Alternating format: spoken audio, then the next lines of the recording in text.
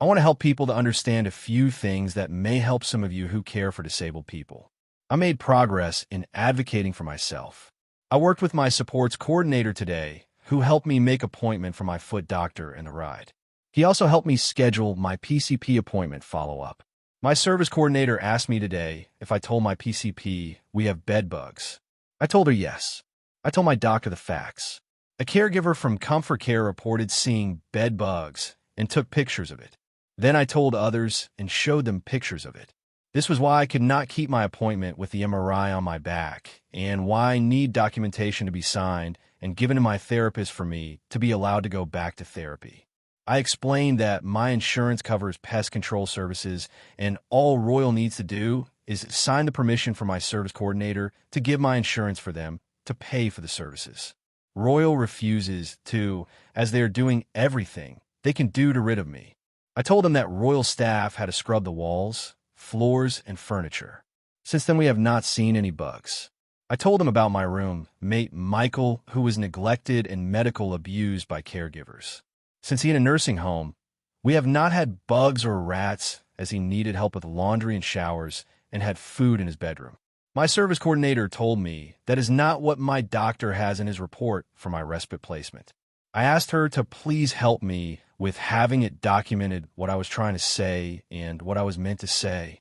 She told me she would fax my doctor the miscommunication and have his help in documenting the communication breakdown. At Wake Up, I had a call from a home care agency. They asked me if my dad was able to meet on the phone. She was to meet me in person and Dad was to be on the phone. I told her I tried to call Dad. He was not answering the phone. He finally answered the call. After I told the home care person I wouldn't do it without help. She told me to have my dad call her to schedule a new appointment. I then had Dad on the phone and called him on three-way. We told the person this and the miscommunication. Dad told the person about when I get frustrated with my communication or situation, I tend to refuse help or upset and wasn't what I was trying to communicate. My service coordinator is also going to document this as failed communication attempts and miscommunication. It made me think I need to use my AAC device more for even simple conversations with people. I had pre-programmed questions for this in-person meeting for the home care person. Also, had everything ready for her to hear my medications and diagnosis and allergies. I had what I need help with. What accommodations I needed to participate and function as if I did not have a cognitive and developmental disability. I know this waiver is for those who have physical disabilities and medical needs. I also had made a plan for what care I would ask my caregivers to do to prevent any questioning of my abilities. This included toileting, showers, dressing, shaving, meal prep, and activities and communication and behaviors. I was going to give 100% care for some areas of my personal hygiene and incontinence care. I made a plan with Crisis Services Director. I made a plan with my service coordinator, who told me some of my requests are not something they have to do or any agency in the CHC waiver. I explained it is and explained what law says that it is my right to have accommodations. I am waiting for a reply. I also asked Royal for a special door lock, security camera, smart stove, repairs needed, smoke alarms, and grab bar in the bathroom. I found out it was denied by Royal. The reason was I was not under their care, so they didn't have to. My coordinators made follow-up complaints about this. My dad has to call the home care agency. I am waiting for my supports coordinator for his meeting with his supervisor about how to move me up on the OPD waiting list. He also is going to make new referrals to agencies. He's going to talk to my service coordinator. My care team is working on a complaint about Comfort Care, as this has placed me in danger to life and injury and has already caused me injuries and property damage and emotional regulation issues. Now we have a plan in place to prevent this from happening. I need to program these things on my AAC device for caregiver communication. The information below is for education purposes to help others advocate for their needs or the person they care about needs. I was told by my service coordinator that the medical transportation didn't have to accommodate me. I told her on my last time on the short bus the driver told me what to do to ask for accommodation support for as direct transportation to destination as my disability. They do that for others. My service coordinator told me that was not possible. I found out it was. I told her the laws that protect me and why, just like the information below. This is an excellent and very important question. Let's break it down carefully. Balance scale, legal, and ethical framework. ADA, Americans with Disabilities Act, and Section 504 of the Rehabilitation Act require healthcare providers, including in-home care agencies receiving federal funds, to make reasonable modifications to policies and practices so that people with disabilities can access services equally. Section 1557 of the ACA extends non-discrimination protections to healthcare, including in-home services, and requires providers to ensure meaningful access for people with communication or developmental disabilities. Person-centered planning standards, used in Medicaid home and community-based services, emphasize that supports should be individualized, structured, and designed to promote independence, safety, and well-being. Hammer and wrench reasonable accommodations you can request. Based on your needs, these are reasonable accommodations. Structured daily activities. Having attendance planned, familiar tasks, and daily routines is reasonable. It reduces anxiety, supports behavior regulation, and ensures predictability. Appointment and transportation scheduling. Asking staff to handle appointments and rides is reasonable if decision-making and problem-solving are barriers due to disability. This is part of executive function support. Meal planning. Delegating meal planning is reasonable, as nutrition and daily living are core personal care tasks. Co-regulation and comforting strategies. Training staff to reassure, distract from stressors, and provide supervision, including internet safety, is reasonable. These are part of behavioral support and safety accommodations, community and social activities. Planning structured community activities for social well-being is reasonable. It supports mood, attention, and integration, and also helps caregivers feel more confident in their role. Prohibited. What would be unreasonable? Expecting staff to provide clinical therapy beyond their training, e.g., psychotherapy. Demanding accommodations that pose undue hardship, e.g., requiring staff to abandon their own family responsibilities outside of work hours. Asking for supports unrelated to their role, e.g., financial management if not part of care plan. But everything you listed, structured routines, appointment scheduling, meal planning, co-regulation, supervision, and community activity planning, falls within the scope of reasonable accommodations for personal care attendants and home health care. YW checkmark. Bottom line. It is not unreasonable to request structured daily activities, appointment/ride scheduling, meal planning, co-regulation strategies, supervision for safety, and community activity planning. These are all consistent with disability rights laws and best practices in person-centered care. They directly support your well-being and help caregivers succeed in their role. Would you like me to draft a formal reasonable accommodation request letter that cites ADA/Section 504/ACA protections and outlines these specific supports? That way, you'd have a clear, respectful, legally grounded document to present to Comfort Care or any in-home healthcare provider. I have a very valid complaint with Comfort Care. I am choosing to only make a complaint with my healthcare plan because I like them and felt bad they had to work so many hours due to the staffing. Quick answer. U.S. healthcare laws, including the Americans with Disabilities Act, ADA, Section 504 of the Rehabilitation Act, and Section 1557 of the Affordable Care Act, ACA, protect the rights of people with developmental disabilities to receive effective communication supports. This includes access to AAC, augmentative and alternative communication, systems, staff training, and auxiliary aids to ensure equal participation in healthcare. Balance scale, major laws protecting communication, and AAC access. ADA, Americans with Disabilities Act, prohibits discrimination in healthcare and public services, requires providers to offer reasonable accommodations such as AAC devices, interpreters, or communication boards. ADA.gov. Section 504 of the Rehabilitation Act, 1973, applies to any program receiving federal funding. Mandates effective communication equal to that provided to non-disabled patients. Providers must give primary consideration to the patient's preferred communication method. National Health Law Program. Section 1557 of the ACA, 2010, extends non-discrimination protections to healthcare programs and activities. Updated rules in 2024 strengthened disability protections, requiring providers to ensure meaningful access for patients with communication disabilities. National Health Law Program. Scroll Communication Bill of Rights, Professional Standards. The National Joint Committee for the Communication Needs of Persons with Severe Disabilities, NJC, developed the Communication Bill of Rights, widely recognized in healthcare and education. Right to dignity and respect in all interactions. Right to individualized AAC systems and assistive technology at all times. Right to be addressed directly and not spoken about as if absent. Right to express preferences, make choices, and receive responses to all communication attempts. acaac.org, asha.org. Hammer and wrench practical protections in healthcare.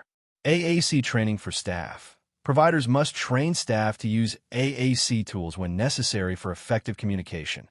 Auxiliary aids and services include speech-generating devices, picture boards, written materials in accessible formats, or interpreters. Adaptive communication.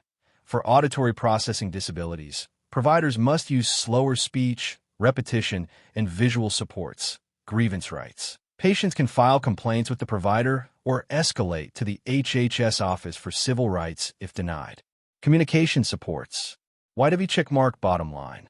People with developmental disabilities have legal rights to AAC and communication supports in healthcare under ADA, Section 504 and Section 1557. Providers must ensure effective, respectful, and individualized communication access, and denial of these supports can be challenged as disability discrimination. Sources: Disability Rights Pennsylvania, Disability Rights Pennsylvania. National Health Law Program on Section 1557 and Section 504 National Health Law Program. ADA.gov Guide, ADA.gov. NJC Communication Bill of Rights, ctcaac.org, asha.org. Would you like me to create a ready-to-use advocacy script or letter that cites these laws and the Communication Bill of Rights, so you can present it directly to in-home healthcare providers? That way, you'll have a clear, legally grounded document to assert these protections. Quick answer. Under Section 1557 of the Affordable Care Act, you have the right to non-discriminatory access to healthcare services, which includes effective communication supports. This means in-home healthcare providers must provide reasonable accommodations, such as AAC, augmentative and alternative communication, training, interpreters, or other aids, so that a person with expressive/receptive language disabilities or auditory processing disabilities can fully understand and participate in their care. HHS.gov MN Healthcare, American Translators Association. Key rights under Section 1557. Non-discrimination. Section 1557 prohibits discrimination in health programs and activities receiving federal funding on the basis of disability, race, color, national origin, sex, or age. HHS.gov MN Healthcare. Effective communication. Providers must ensure that patients with communication disabilities have meaningful access to services. This includes providing auxiliary aids such as AAC devices, interpreters, or communication boards. HHS.gov MN Healthcare. Reasonable modifications. In-home healthcare agencies must make reasonable changes to policies or practices to accommodate communication needs. For example, training staff in AACUs or adapting communication methods for auditory processing disabilities. AMN Healthcare. Language access and disability access. The law covers both limited English proficiency and disability-related communication barriers. For disabled individuals, this means providers must take proactive steps to ensure comprehension and expression. HHS.gov American Translators Association. Grievance procedures. Covered entities must have a written grievance process. If communication supports are denied, you can file a complaint internally or with the HHS Office for Civil Rights. OCR. AMN Healthcare. Scope of coverage. Section 1557 applies to any health program or activity receiving federal financial assistance, including Medicaid-funded home health care services. American Translators Association. Hammer and wrench practical implications for in-home health care. You can request AAC training for staff who work directly with the disabled person, so they can communicate effectively. Providers must supply auxiliary aids, e.g., speech-generating devices, picture boards, written materials in accessible formats. If auditory processing is a barrier, providers must adapt communication, e.g., slower speech, visual supports, repetition. Denial of these supports could constitute disability discrimination under Section 1557. Clipboard. What you can do. Document needs clearly. Provide a written request specifying AAC training and communication supports required. Reference Section 1557. Cite your rights under the ACA when making requests to providers. Use grievance channels. If denied, file a grievance with the provider and escalate to the HHS/OCR if necessary. Keep records. Maintain documentation of requests, responses, and any barriers encountered. YW checkmark. Bottom line. Section 1557 gives you the right to demand effective communication accommodations in home health care. This includes AAC training and tailored supports for expressive/receptive language and auditory processing disabilities. Providers cannot legally deny these supports if they receive federal funding. Sources: hhs.gov, HHS OCR language access provisions, AMN Healthcare. Section 1557 compliance, American Translators Association ATA. Section 1557 overview. Would you like me to draft a sample script or letter you can use when requesting AAC training and communication accommodations from an in-home healthcare provider? That way you'll have a clear, respectful, legally grounded document to present. Quick answer. Under Section 504 of the Rehabilitation Act, you have the right to equal access to healthcare services if the provider receives federal funding. This includes the right to effective communication supports, such as AC, augmentative and alternative communication, training, auxiliary aids, and adapted communication methods, so that a person with expressive/receptive language disabilities or auditory processing disabilities can fully understand and participate in their care. Providers cannot deny or limit services because of disability-related communication needs. Key rights under Section 504. Non-discrimination. Section 504 prohibits any health program or activity receiving federal financial assistance from excluding or denying services to people with disabilities. HHS.gov Health Resources and Services Administration Language Line Solutions. Effective communication. Providers must ensure communication with disabled individuals is as effective as with others. This includes AAC devices, interpreters, communication boards, or adapted methods. Health Resources and Services Administration. Auxiliary aids and services. Covered entities must provide aids such as speech-generating devices or AAC systems, written materials in accessible formats, visual supports for auditory processing disabilities, qualified interpreters or note-takers. HHS.gov Health Resources and Services Administration. Primary consideration. Providers must give primary consideration to the individual's requested communication method. If AAC training is needed for staff to communicate effectively, that request carries weight. Health Resources and Services Administration. Reasonable modifications. Agencies must modify policies or practices to accommodate communication needs. For example, training in AACUs or adapting communication strategies for auditory processing disabilities. Language line solutions. Prohibited practices. Providers cannot require you to bring your own interpreter, rely on minors to interpret, or refuse aids that ensure equal access. Health Resources and Services Administration. Grievance and enforcement. If supports are denied, you can file a grievance with the provider or escalate to the HHS Office for Civil Rights, OCR. Hammer and wrench practical implications for in-home health care. You can request AAC training for staff who provide direct care. Providers must supply auxiliary aids and adapt communication methods for comprehension and expression. Denial of these supports may constitute disability discrimination under Section 504. Documentation of requests and provider responses strengthens your position if you need to escalate. Clipboard steps you can take. Submit a written request. Clearly outline the communication needs, AAC training, visual supports, adapted speech. Reference Section 504. Cite your rights under the Rehabilitation Act when making requests. Escalate if denied. Use the provider's grievance process or file a complaint with HHSOCR. Keep records. Document all requests, responses, and barriers. Why heavy checkmark bottom line? Section 504 guarantees your right to effective communication accommodations in home health care. This includes AAC training and tailored supports for expressive/receptive language and auditory processing disabilities. Providers receiving federal funds must comply, or they risk violating federal non-discrimination law.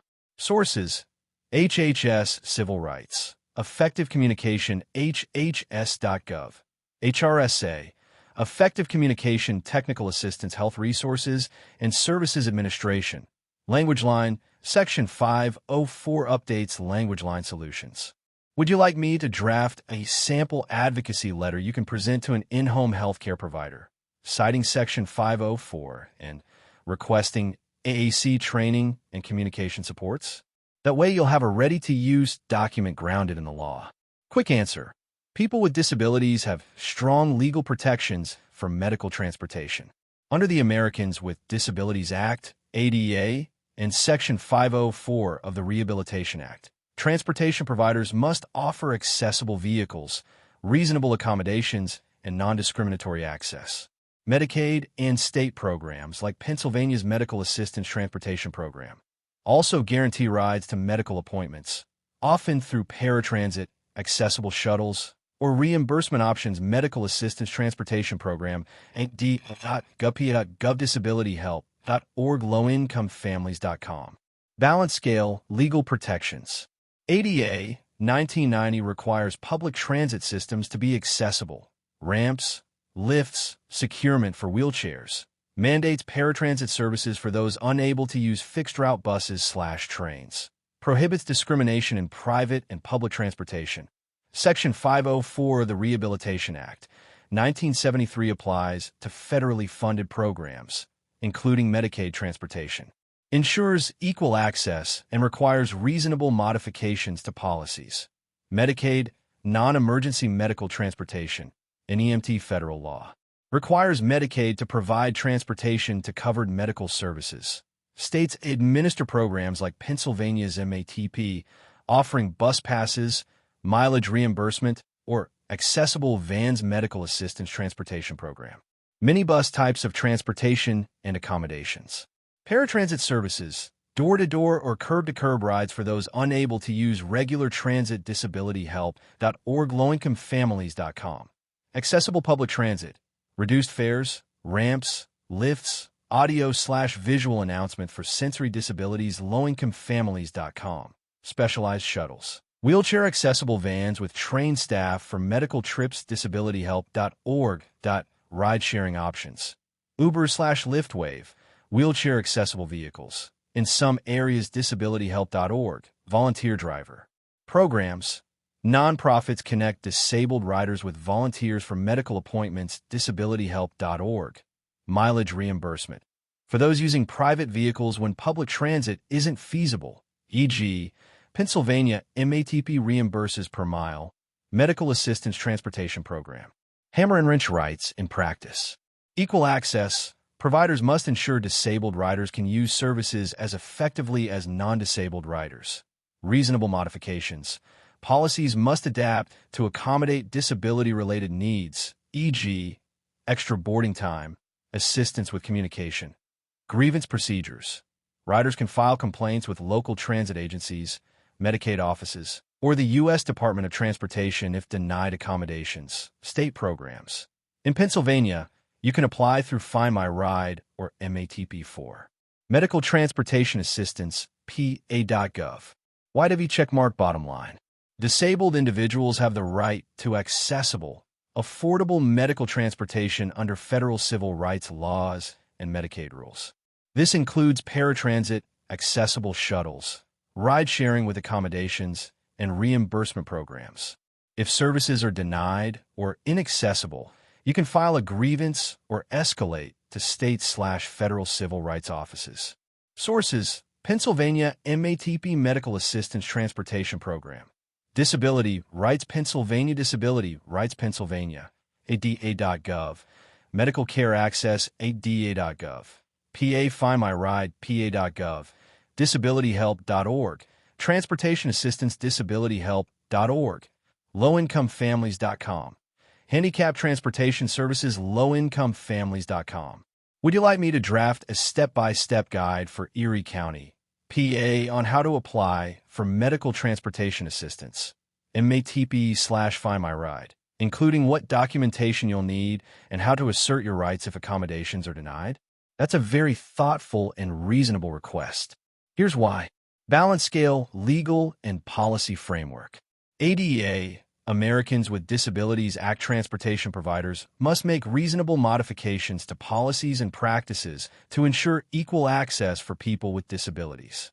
This includes adjusting routes or seating arrangements if needed for disability-related reasons. Section 504 of the Rehabilitation Act. Federally funded transportation programs must provide accommodations so disabled riders can use services as effectively as non-disabled riders. Paratransit and curb-to-curb services. These services are specifically designed to provide individualized accommodations.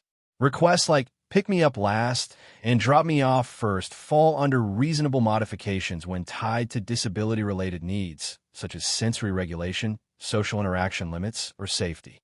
Hammer and wrench why your request is reasonable. Sensory issues. Being on the bus for less time reduces overstimulation from noise, movement, and social interaction. Safety concerns. Shorter rides and fewer interactions can reduce anxiety and risk of meltdowns or misunderstandings.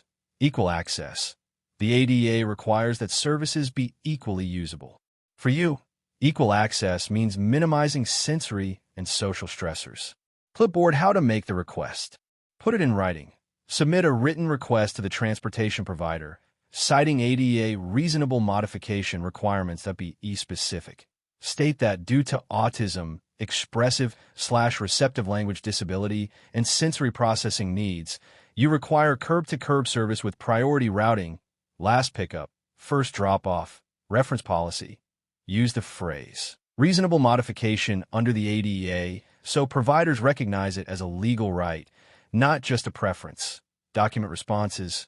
Keep records of requests and provider replies in case you need to escalate. Why do we check mark bottom line? Yes, it is a reasonable and legally supported request to ask that curb-to-curb paratransit or short bus services pick you up last and drop you off first. This falls squarely under ADA's requirement for reasonable modifications to ensure effective, safe, and equal access for people with disabilities. Would you like me to draft a sample ADA reasonable modification request letter you can send to your transportation provider? That way you'll have a clear, respectful, legally grounded document to assert this accommodation. This is laws that protect me from receiving 24-hour care. I also want education that my supports coordinator is on board with the information for why I need 24-hour care and supports. With the CHC waiver that does not offer me a day program due to age and diagnosis, and in-home caregivers do not have behavior or communication support or training to know how to handle all of my care needs.